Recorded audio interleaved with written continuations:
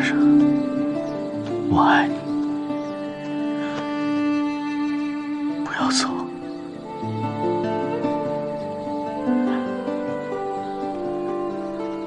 从今以后，都不要再走。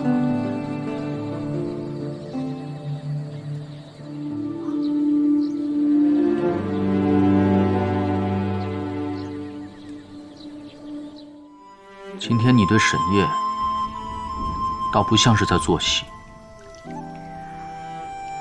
我既然要按照阿兰惹的轨迹走下去，那我势必得把戏做得真一些。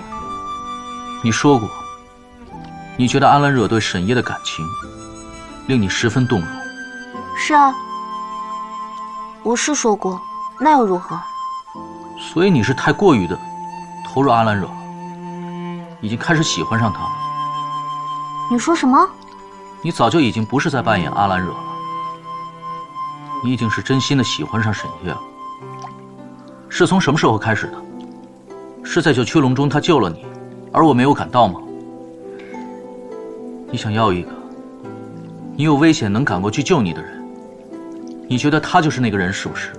别再瞎想了，好好泡澡吧。说些什么乱七八糟的话。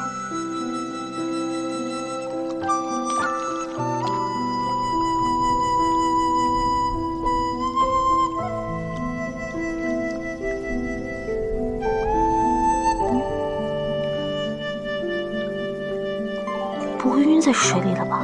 帝君，帝君，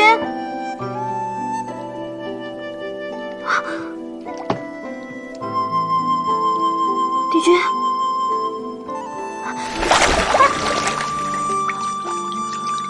你藏在水下做什么？想事情。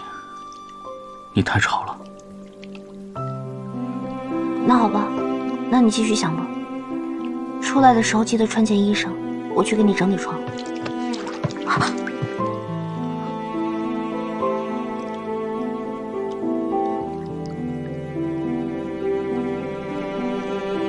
沈烨他哪里比我好？这我可没比较过。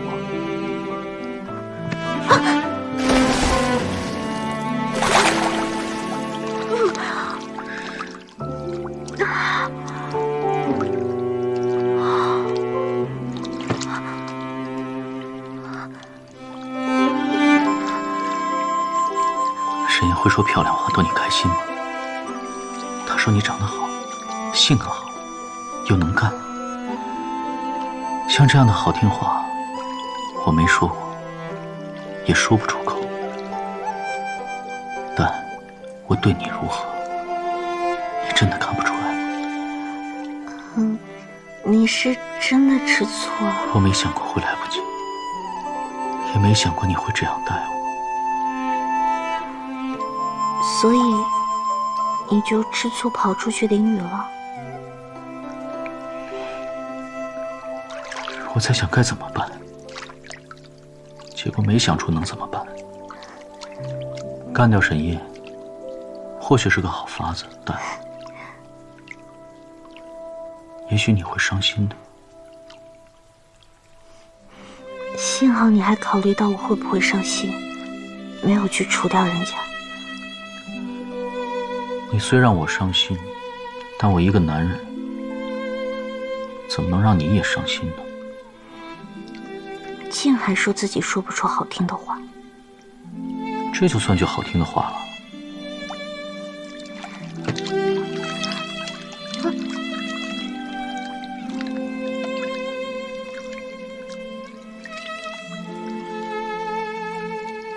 吃醋好歹有个度，是时候也该收一收了。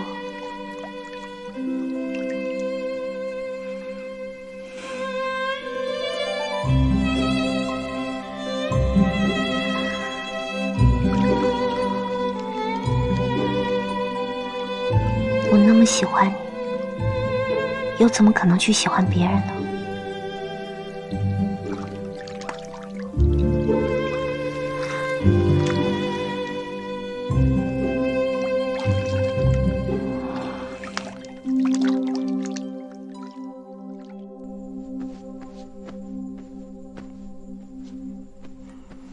你今晚好好休息。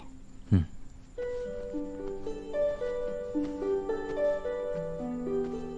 被子可……啊！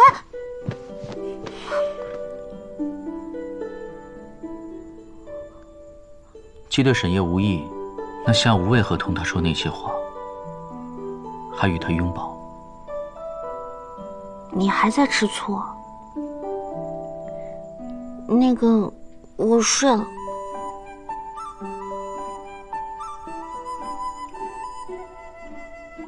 想不想知道装睡会有什么后果？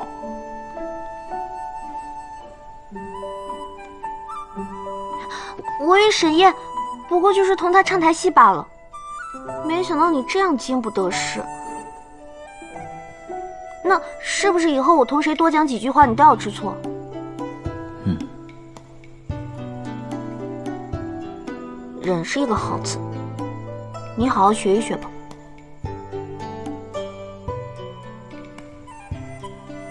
你还怀疑我？嗯。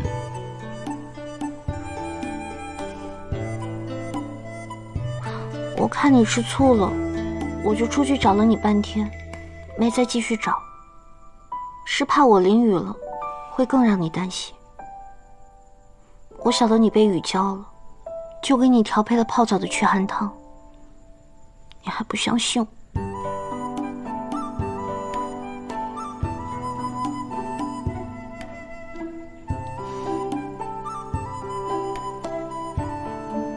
小白，是我不好。帝君这是怎么了？今夜为何他格外温存？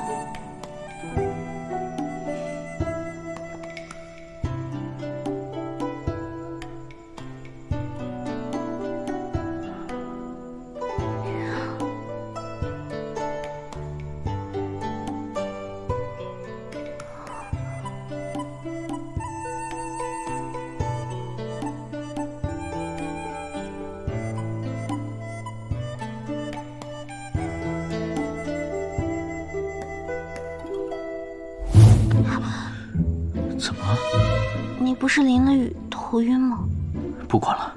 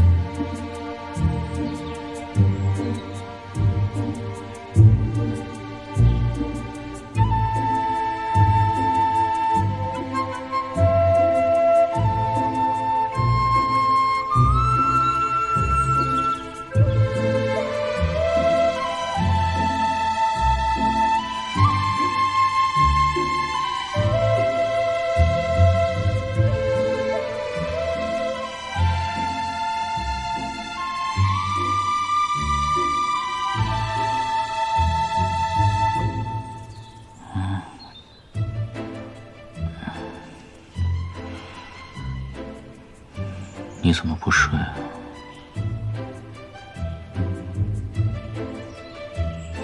我忘记了，我早上得起来做薯饼呢。我不饿。可是习俗来讲，圆房第二天早上要吃紫薯饼。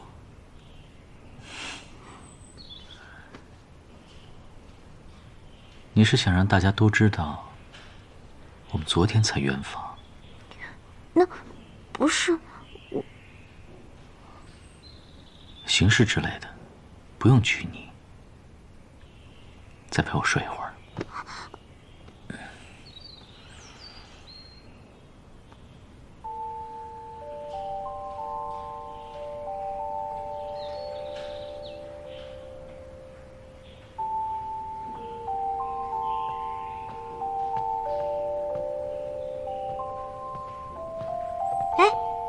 你起来了，快尝尝我做的紫薯饼。你到底还是做了薯饼。小声一点，查查他们还不知道呢，我偷偷做的。松软甜糯，恰到好处。你连紫薯饼都做得这么好吃，想要夸我的话，总该换句话吧？这个可有点难了。好听的话我可不会说，不过没想到你平日爱玩好动，却如此看重这些习俗和仪式。这要搁在平日，我才不在乎呢。但是我就是觉得今日必须得做一做。这个原因，我倒是知晓一二。想必是因为我们终于在一起了。你快吃吧，我都不好意思了。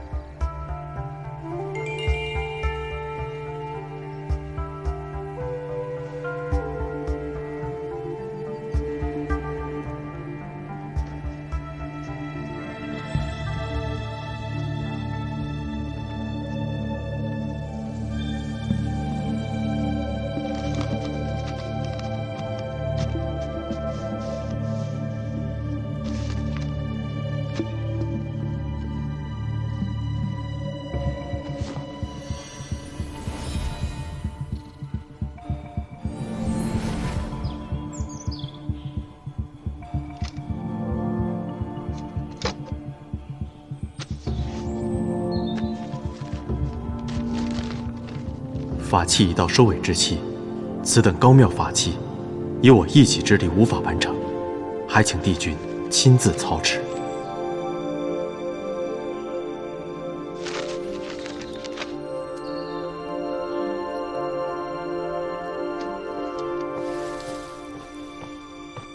屋里似乎有一股墨香，怎么？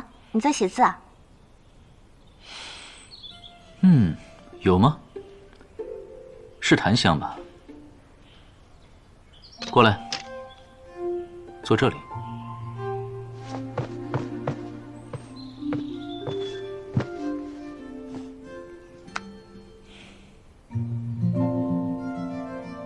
我们下午做什么呀？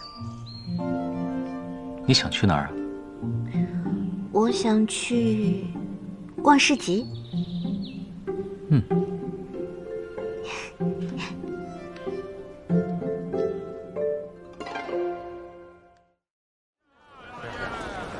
好吃吗？还是你做的糖狐狸最好。你要是喜欢的话，我再给你做啊。我也喜欢紫薯饼。那不行，那不给做。为什么？哎，这神官大人和公主殿下还真是夫妻情深啊！是啊，他们夫妻如此恩爱，当真是羡煞旁人。哎呀，真是令人羡慕。这就令人羡慕。我们白天出来逛，倒不如夜里自由自在。我倒是知道个安静的地方，可以带你去看看。什么地方？去了就知道了。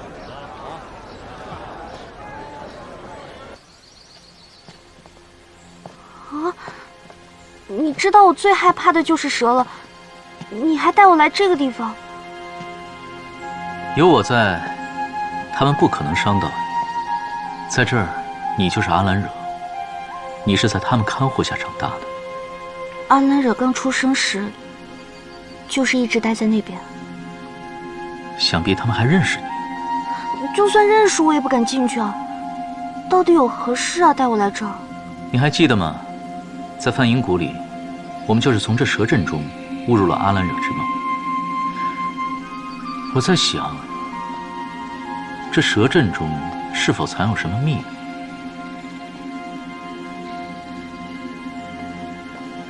真的吗？那我们可以走出去吗？毕竟这蛇阵是人为造出来的，和真实的蛇阵不一样。在你入梦之后，我在外面听说，这阿兰惹之梦似乎是偶然飘落到解忧泉蛇阵中的。其实据我观察，这阿兰惹之梦和十恶莲花镜差不多，都是幻化出来的结界。既然你能够轻而易举地从十恶莲花镜中破镜而出，那么阿兰惹之梦应该也不难吧，对吧？这个嘛，除非你受伤了。所以你是在入梦之前就受伤的？帝君，你实话告诉我。我觉得你在这里的法力远不如在外面强大，你到底是如何受伤的？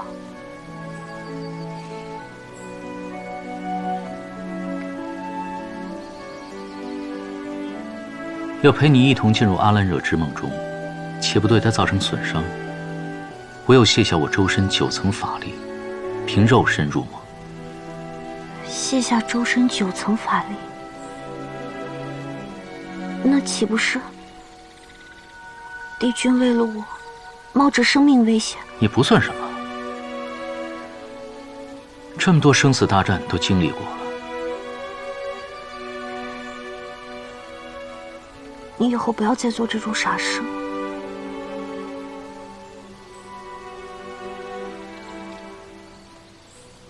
我的伤并不重，你若真想我不做傻事，唯一的方法是你自己不做傻事。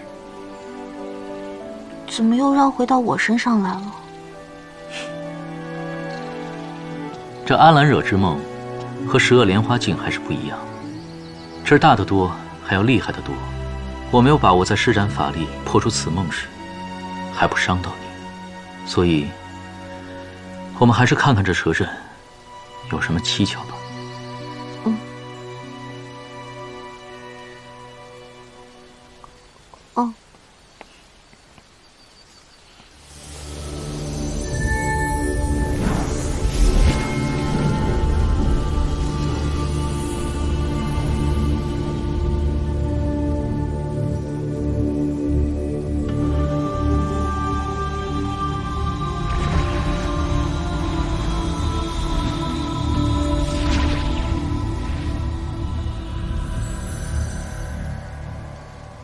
怎么样？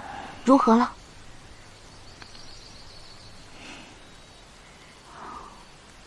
看来要走出这个蛇阵和阿兰惹之梦，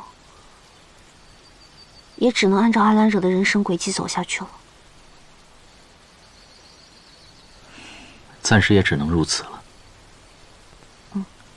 走吧。莫少曾经跟我说过，自犬鹰兽一事之后，他便离开了梵音谷，沈爷和阿兰惹留在府中。两人虽未表明心意，但也一直是两情相悦，甜甜蜜蜜的。是吗？如果说我要按照阿兰惹的人生轨迹走下去的话，那我岂不是也得要……那自然是不行的。那就按之前说好的，我同沈烨保持好距离。莫少曾经也跟我说过，小的细节上面倒是不必太在意，记得在大事的选择上，只要跟阿兰惹保持一致即可。那苏沫叶有没有说过下一个发生的重大事件是什么？上君驾崩，不过好像还有很长一段时间呢。我们先回去吧。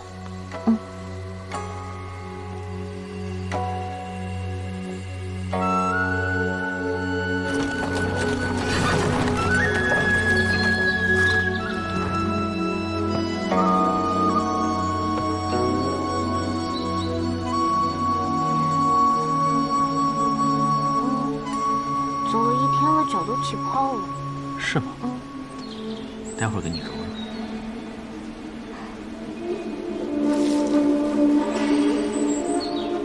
怎么了？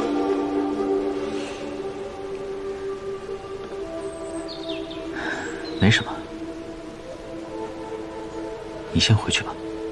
你要做什么去啊？放心，我很快就回来。哦。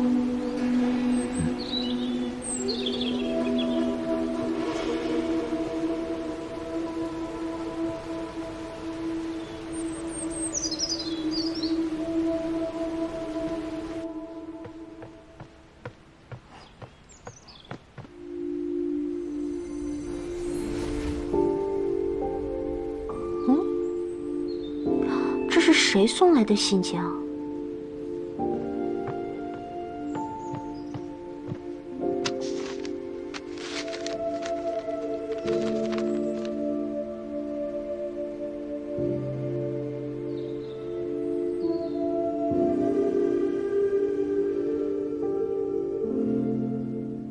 原来你是去取木芙蓉花膏去了呀？这么神神秘秘的，至于吗？这里没有木芙蓉花，所以做不成木芙蓉花膏，勉强用这个。你是不是打算什么事情都不告诉我？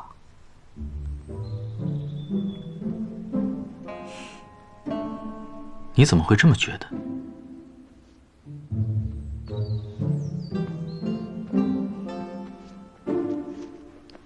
那这个呢？这个怎么说？一些小事而已，无需让它打扰你我。信上都已经说了，这是第5封信了，怪不得我说我为什么老是闻到一股墨香的味道。你是把信全都给烧了吧？无妨，我心中有数。你托他制的法器，如今已经到了收尾之期。此等高妙法器，成像之日最为凶狠。如若收尾收不好的话，之前大家的精力不但白搭，还可能会被反噬。所以，你还是快快回去吧。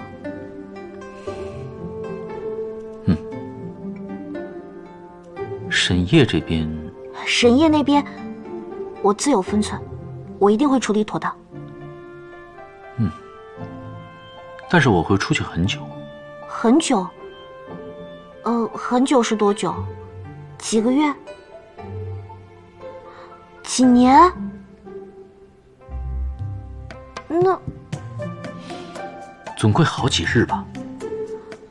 才几日，看你说的跟要去好久似的。一日不见，如隔三秋，还不够吗？你看你，还说自己不会说好话。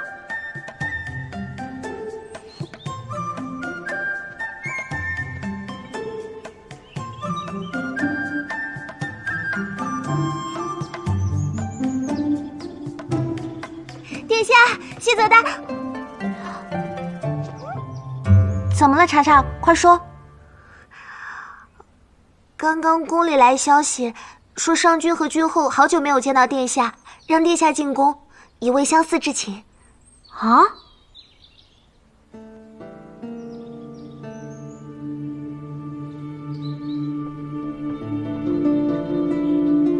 给夫君母后请安。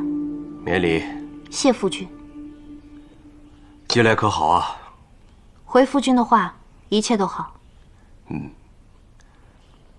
听闻西泽神官近日住在你的府上，你们相处的还好吗？我与西泽神官相处的一切还算平顺。如此甚好。只是相处的还算平顺吗？近来王城中可是盛传你和西泽大人恩爱有加，很是让人羡慕。回母后的话，我与西泽神官确实去逛过市集，但是并未做出有损王家体统之事。无妨。从前西泽一直冷淡，能对你如此热心，我们都为你感到高兴啊。有劳夫君和母后挂心了。没什么事，那你就退下吧。是。哎，对了，沈烨不是在你那儿制剑吗？现在制得如何了？我对于制剑不甚了解，不过却从未听到他说过有什么不顺利或者麻烦之事，所以想来应该还算是顺利的吧？算是顺利的。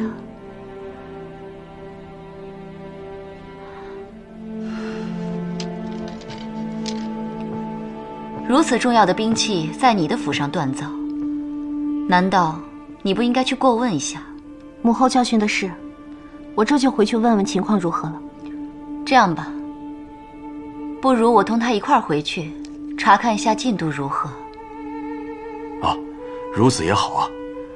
你们母女俩平时也难得说说话啊，去吧。那你陪夫君聊聊天，等等我。是。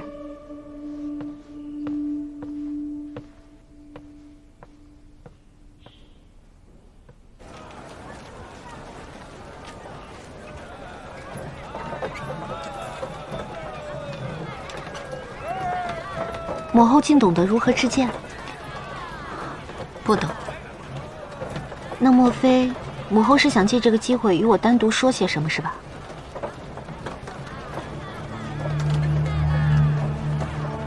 西泽怎么突然看上你呢？母后好奇怪，竟会这样问。西泽大人早已是我的夫君啊。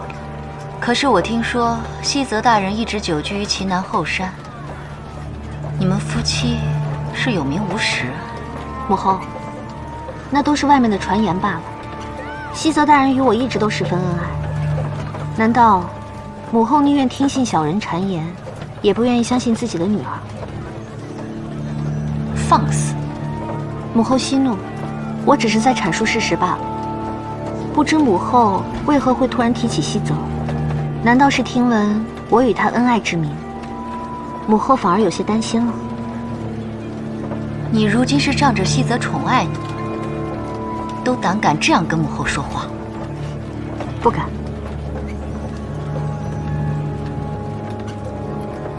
阿兰惹的这个母亲，当真对她如此厌恶？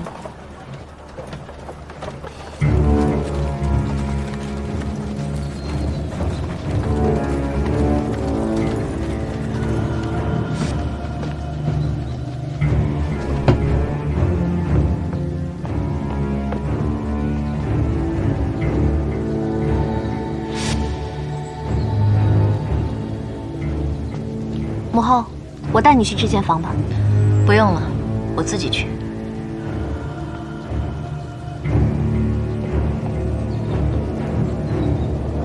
今日真是奇怪。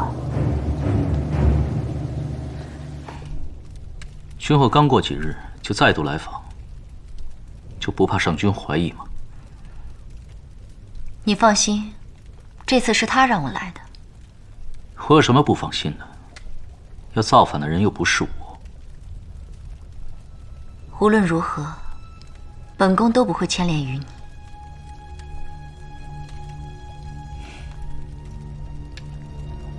过去的你不会这样沉不住气。本宫今日前来，就是想再问你一次：倘若你愿意加入，就请明确表个态；若你不答应加入的话，也请直说。即便没有你，本宫也会动手。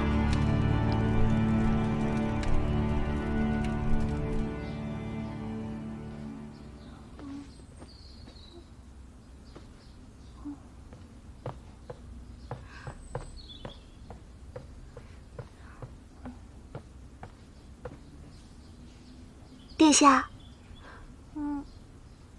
殿下，怎么了？老管事前来传话，说是沈烨大人邀你前去梦春院。什么？邀我去梦春院？是。他可曾有交代过是何事？我问老管事了，他也不清楚。哦，知道了，我一会儿就去。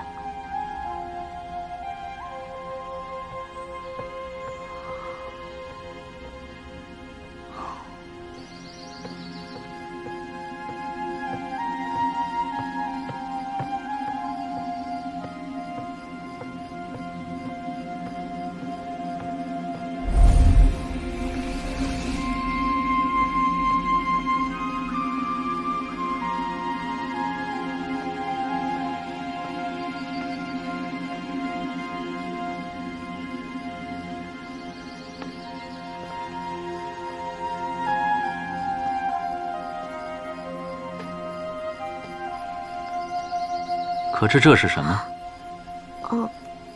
似乎是某种法器，有何用啊？这是琉璃盏，可以搜集元神和记忆。搜集元神？这里面就是阿兰惹的元神。这个梦，就是我为复活阿兰惹而造的。这阿兰惹之梦，果然是你造的。你上次不是说替阿兰惹感到不值吗？我不想知道你是谁，但是我要告诉你，我没有你说的那么无情无义。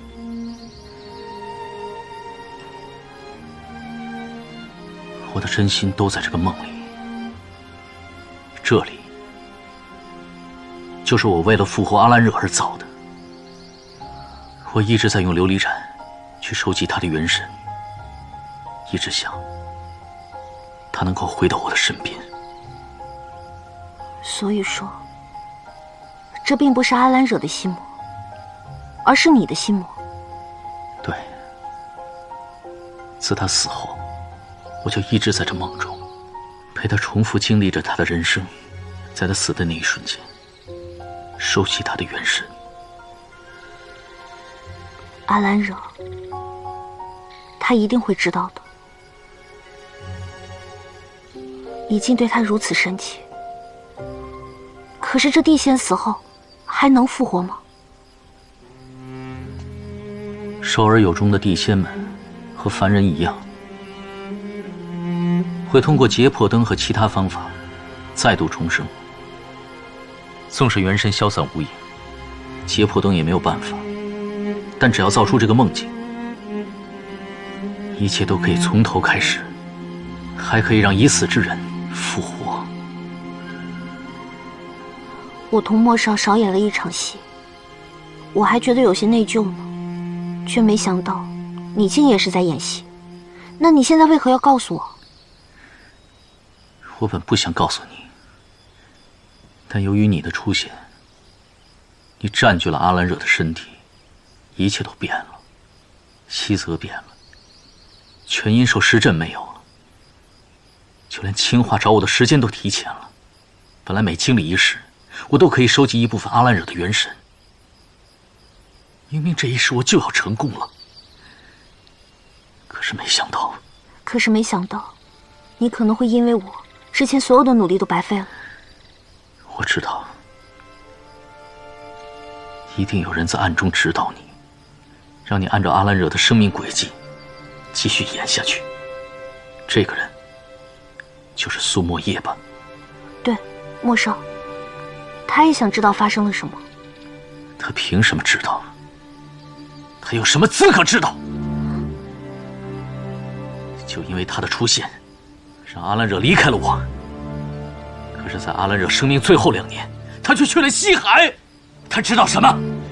他根本不知道后来阿兰惹的选择。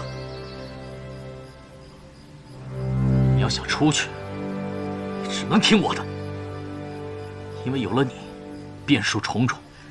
我们只有回到原来的轨迹，才能完成元神的收集。你想要让阿兰惹复活，是想要弥补过去的错吗？错了就是错了，我从不想欺骗他。但是无论如何，我都要让他回来，无论到时候他恨我也罢，视我如陌路也罢。我都要当面对着他说，我们有太多误会，我们错过太多，我爱的，我不想再失去的。好吧，那我帮你。不过不是因为你，是因为阿兰惹，他活得实在太痛苦了。我想让他再复活一次，知晓在这世间，还有人对他如此深情。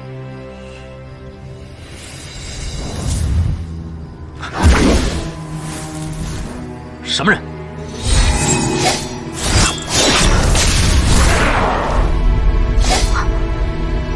一上来就下杀手，那就别怪我坏你好事。好好待着。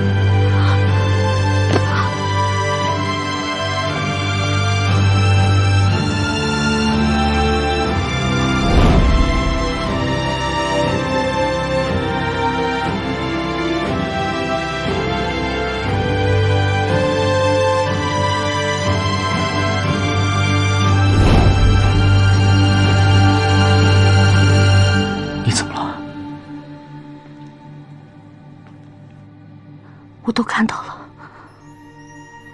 你看到了什么？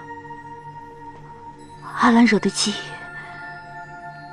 灵书台、书写、全阴手。阿兰惹元神和记忆都进入你身体里了。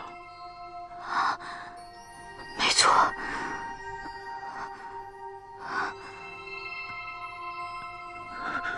我先扶你回去。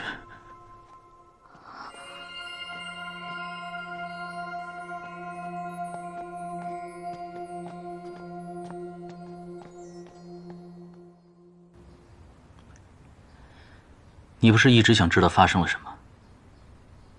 那你自己去看吧。事情都太过琐碎，太多了点。随便挑一段时日看起。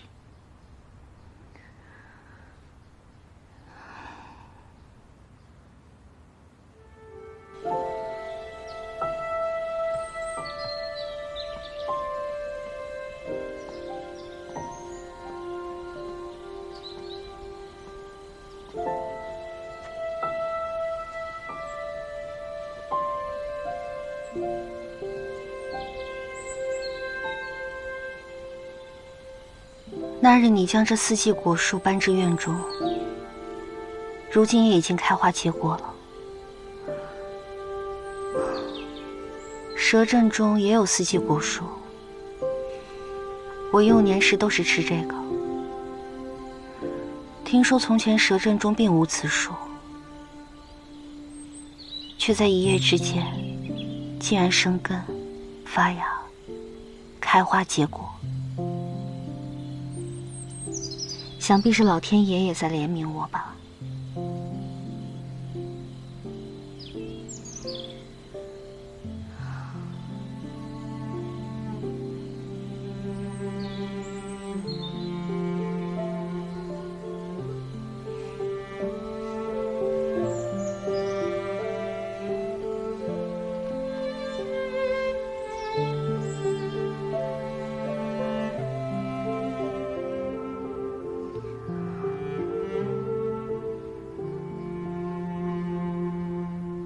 你同阿兰惹确实有过一段真情。阿兰惹对你之心清清白白，可昭日月，但你对他似乎不是那么真切。是啊，阿兰惹待我如此，我却太懦弱，太不懂得珍惜了。可是阿兰惹与你共处的那段时间，是他最惬意的时光。如果让一切都在那一刻永驻，也没什么不好的。似乎后来的事情都有些被动。其实，你可以选择不去了解他。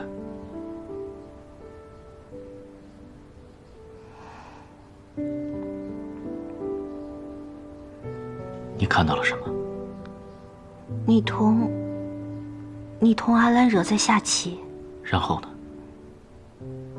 查查走进来了。殿下，大人，上君大何事如此慌张？慢慢说。宫里来消息，说上君病薨了。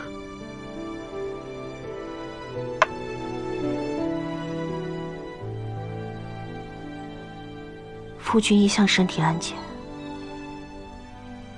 怎会突然？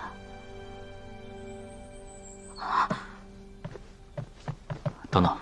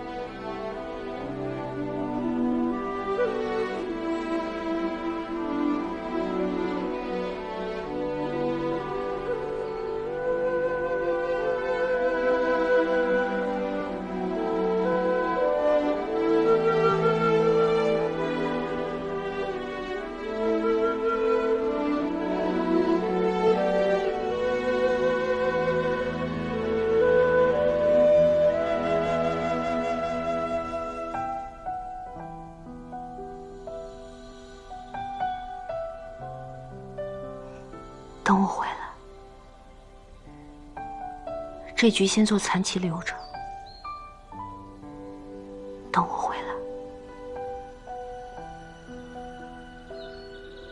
去吧。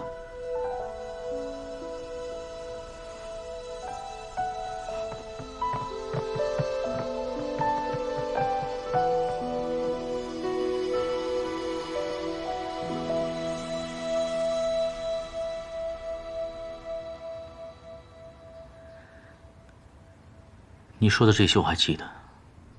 之后呢？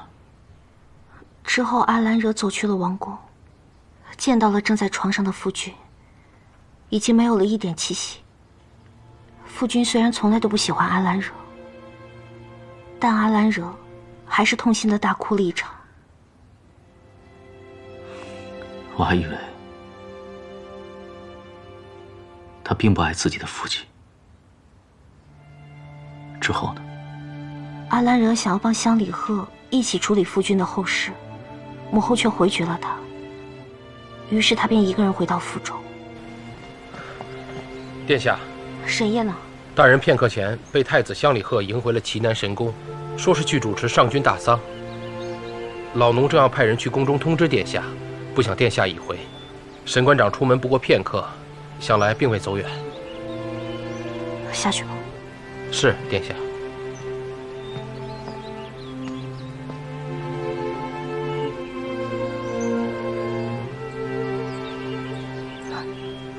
原来，相比于我，你更在乎的还是你自己。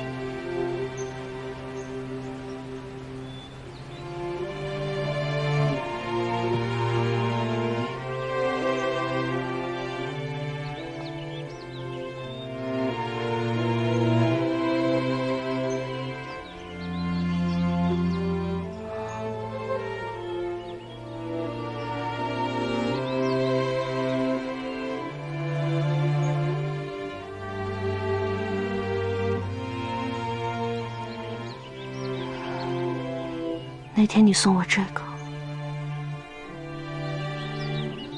是在向我告别。我竟没看得出。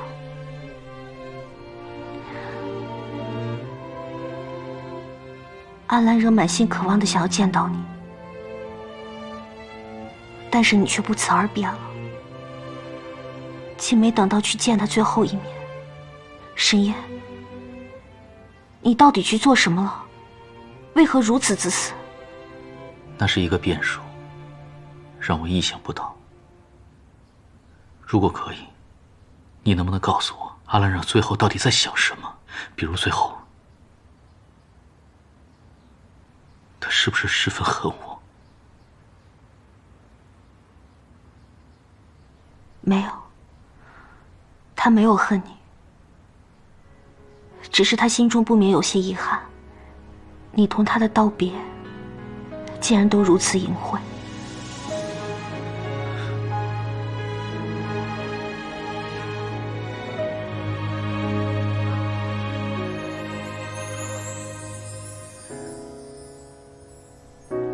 之后他便入狱了。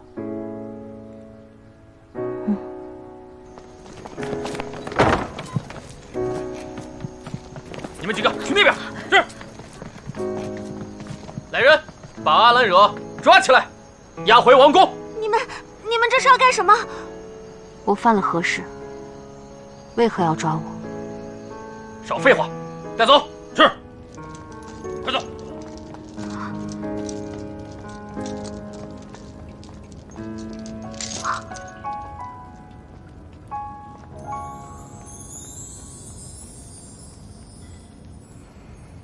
舅舅，阿兰惹，你可知罪？阿兰惹不知何罪之有。弑君杀父，你竟敢说不知？哼！渔家之罪，何患无辞？冥顽不灵，这样下去定是死罪一条。来人，将阿兰惹带下去，押入牢中，听候发落。是，押走。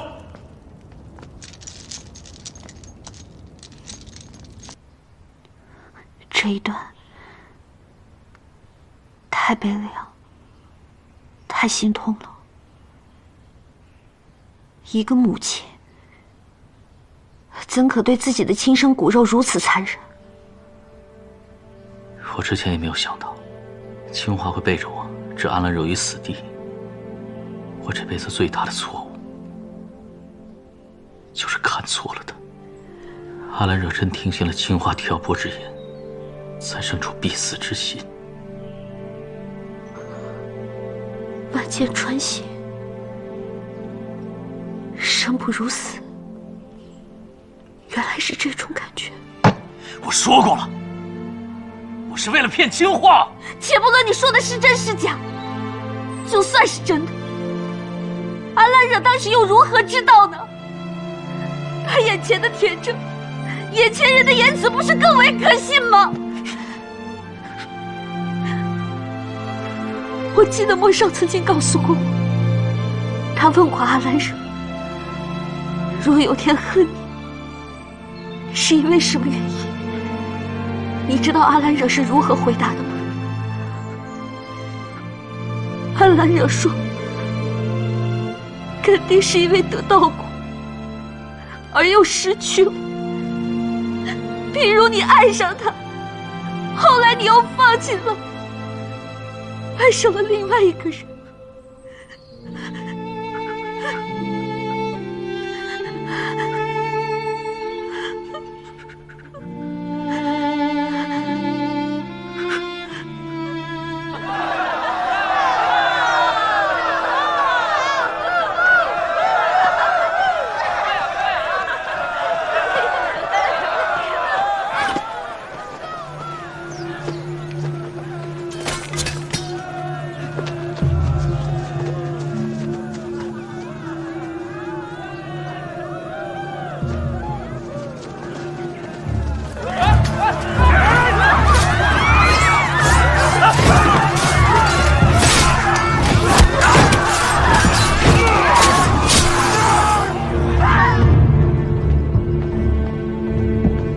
臣弟拜见君后。何事如此慌张？你们下去吧。是。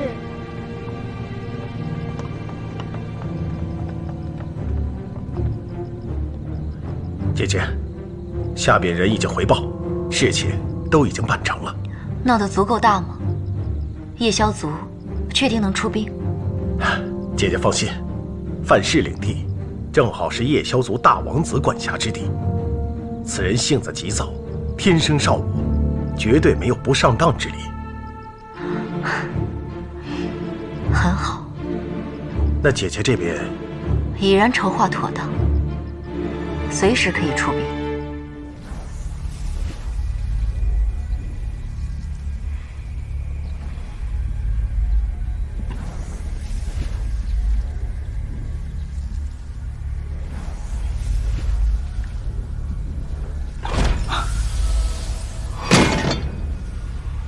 成了。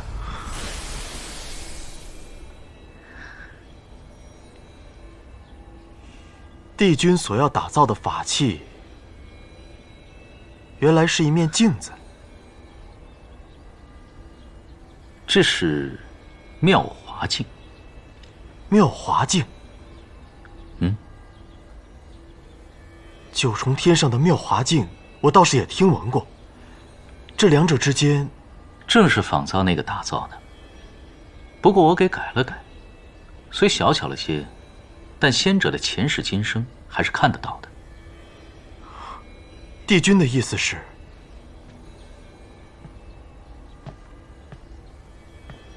可通过这面镜子看到阿兰惹的死印。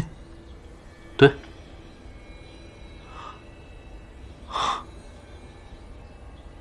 我从不知，这世间还有能断出神仙前世今生的法器，确然稀奇。我推断，造出阿兰惹之梦的，正是沈夜。沈夜？那他想做什么？我也不知道。正好，我们看看他先做什么，然后再看看小白和阿兰惹有什么联系。如此，就从沈夜第一次见到阿兰惹看起。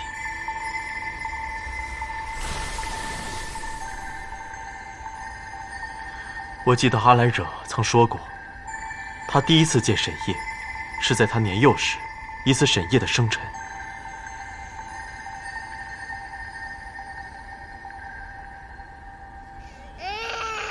你得病了吗？这梵音谷哪个良药比得上神官的血？我来救你。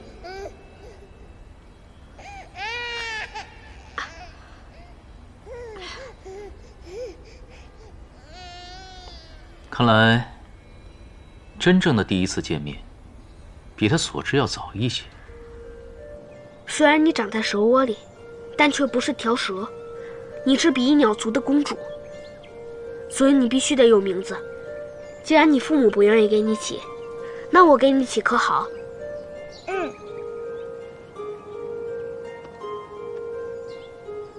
阿兰惹，这是你的名字。如果以后我说这3个字，就代表我在叫你，知道了吗？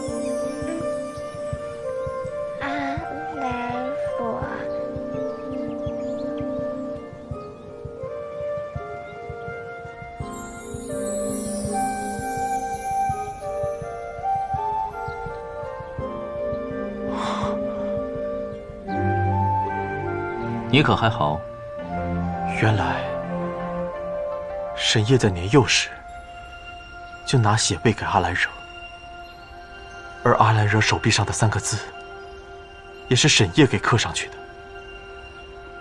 从这一点来看，他们俩之间的缘分，从一开始便比我深得多。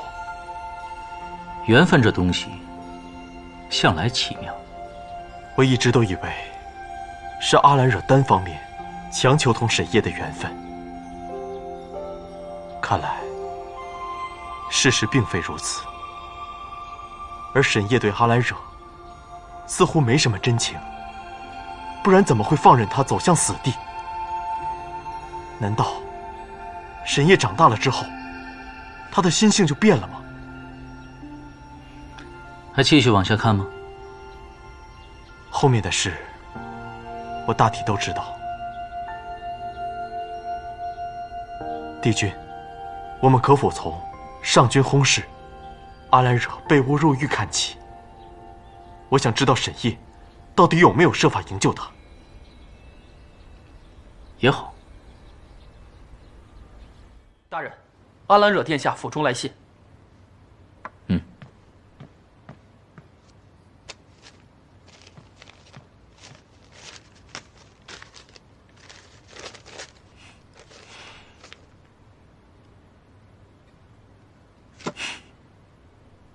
情话。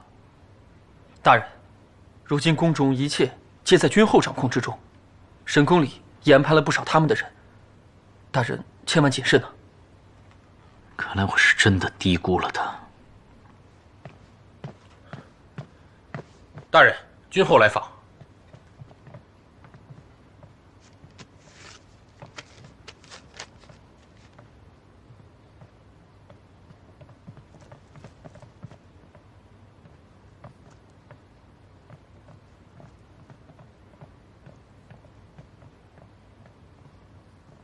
神官长大人的计策果然是高明。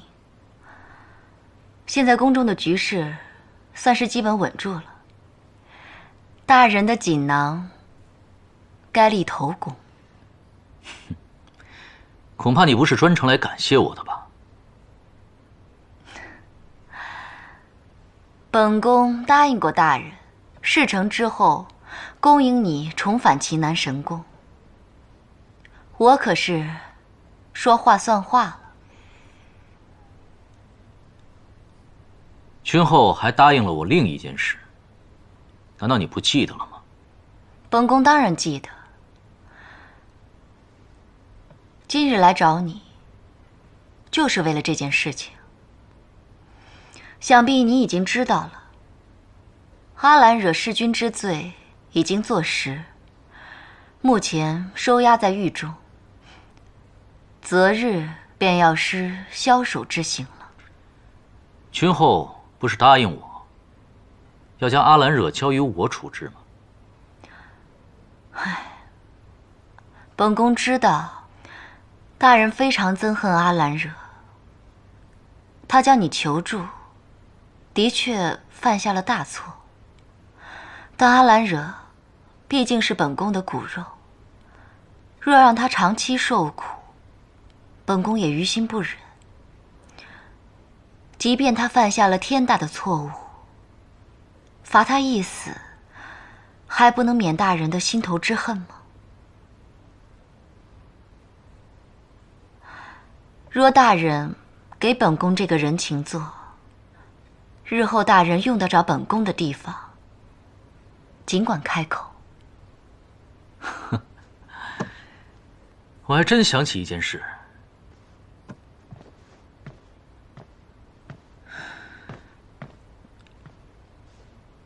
还请君后成全。请说。宗学中有个叫文田的女先生，我落魄时她待我不薄。如果君后真觉得对不住我，那就收她作为义女，将她聘与我为妻吧。没想到，大人原来还有这样一段情啊！这个好办，挑个吉日，我派人将文田送到神宫便好了。多谢君后。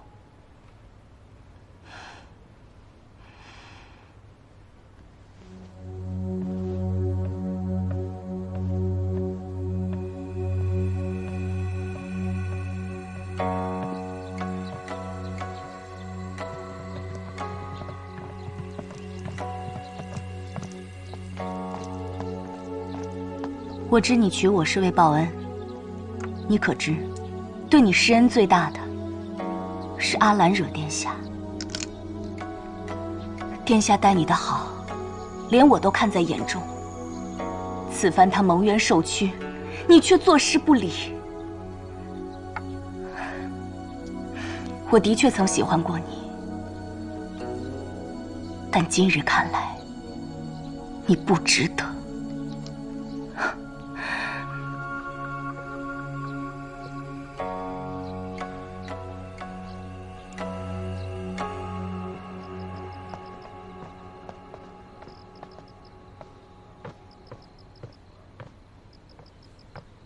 今日宗学的夫子送了我几株白芷草，据说以根入药，煮水来饮，可以除湿活血，用泉水来泡，效果尤其好。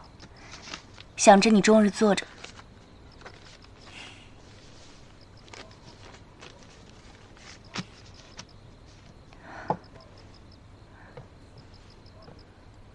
你既说我当不上你的喜欢，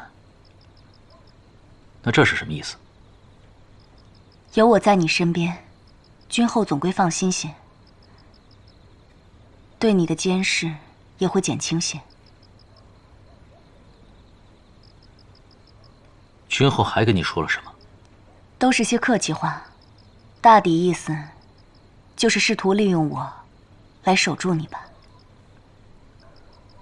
你对我倒是毫不隐瞒。我问心无愧，没有什么可隐瞒的。君后只是担心你去救阿兰惹殿下，可我觉得他怕是高看了你，我倒是希望你去救。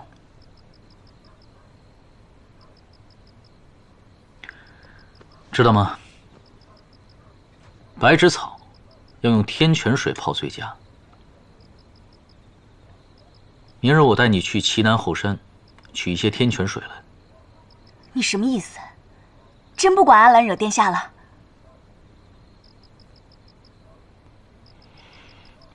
你先下去吧，我自有我的打算。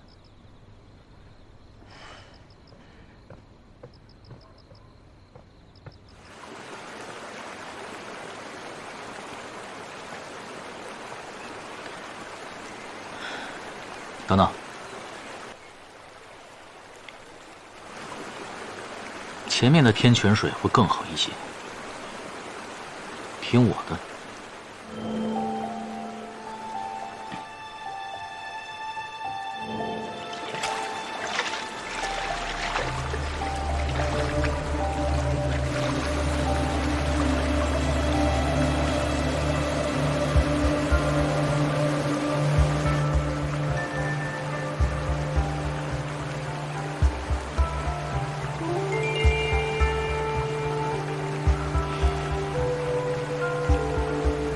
你若信得过我，就陪我演一出戏。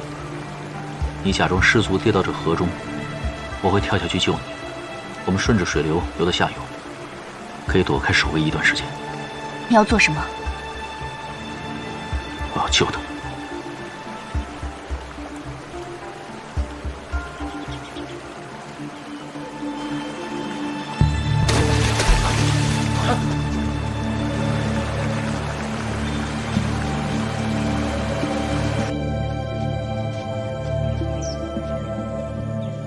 这就是西泽闭关的地方。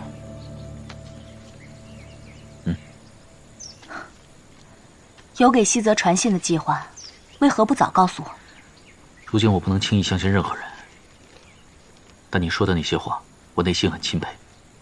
这关系到阿兰惹的性命，我怕是青花让你来说那些话，试探我，所以我必须小心谨慎。这信封上的笔记，不是你的。西泽闭关的时候，有2名神官随身护法，我虽信西泽，却信不过他们，所以我只能效仿别人的笔记。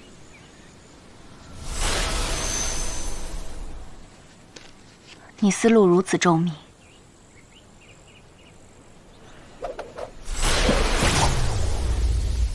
可如果此计不通，又该怎么办？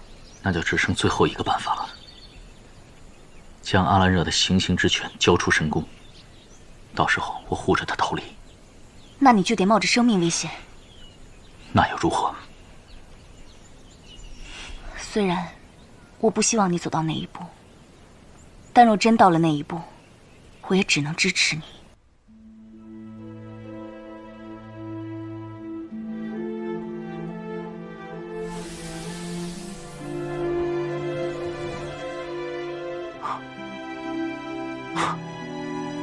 原来我一直都误会了沈夜，他到最后还是有设法营救阿兰惹，只不过他所用的办法同你想的不一样。那最后是西泽没有收到信，会是阿兰惹在西泽营救之前就已被赐死了。想知道后来发生了什么？那我们同时看看他们两人。嗯。